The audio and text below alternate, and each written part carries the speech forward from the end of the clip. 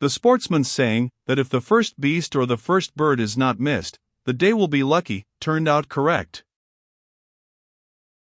At 10 o'clock Levin, weary, hungry, and happy after a tramp of 20 miles, returned to his night's lodging with 19 head of fine game and 1 duck, which he tied to his belt, as it would not go into the game bag. His companions had long been awake, and had had time to get hungry and have breakfast. Wait a bit, I know there are 19, said Levin, counting a second time over the grouse and snipe, that look so much less important now, bent and dry and bloodstained, with heads crooked aside, than they did when they were flying. The number was verified, and Stepan Arkadyevich's envy pleased Levin. He was pleased too on returning to find the man sent by Kitty with a note was already there. I am perfectly well and happy. If you were uneasy about me, you can feel easier than ever. I've a new bodyguard, Marya Vlasievna. This was the midwife, a new and important personage in Levin's domestic life. She has come to have a look at me. She found me perfectly well, and we have kept her till you are back. All are happy and well, and please, don't be in a hurry to come back, but, if the sport is good, stay another day. These 2 pleasures, his lucky shooting and the letter from his wife, were so great that 2 slightly disagreeable incidents passed lightly over Levin. One was that the chestnut tracehorse, who had been unmistakably overworked on the previous day, was off his feed and out of sorts. The coachman said he was overdriven yesterday, Konstantin Dmitrievich. Yes, indeed. Driven 10 miles with no sense.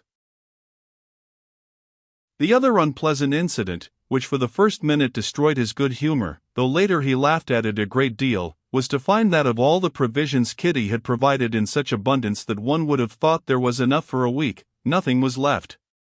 On his way back, tired and hungry from shooting, Levin had so distinct a vision of meat pies that as he approached the hut he seemed to smell and taste them, as Laska had smelt the game, and he immediately told Philip to give him some. It appeared that there were no pies left, nor even any chicken. Well, this fellow's appetite, said Stepan Arkadyevitch, laughing and pointing at Vasenka Veslovsky. I never suffer from loss of appetite, but he's really marvelous.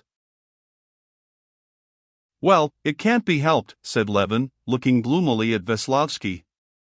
Well, Philip, give me some beef, then.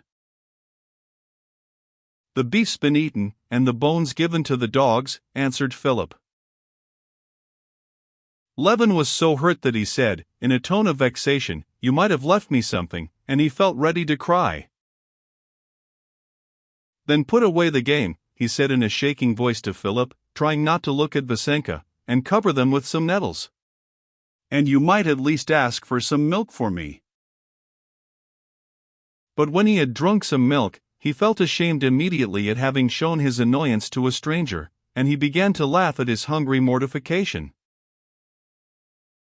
In the evening they went shooting again, and Veslovsky had several successful shots, and in the night they drove home. Their homeward journey was as lively as their drive-out had been. Veslovsky sang songs and related with enjoyment his adventures with the peasants, who had regaled him with vodka, and said to him, "Excuse our homely ways," and his night's adventures with Kiss in the Ring and the servant girl and the peasant, who had asked him was he married, and on learning that he was not, said to him, "Well, mind you don't run after other men's wives, you'd better get one of your own." These words had particularly amused Veslovsky.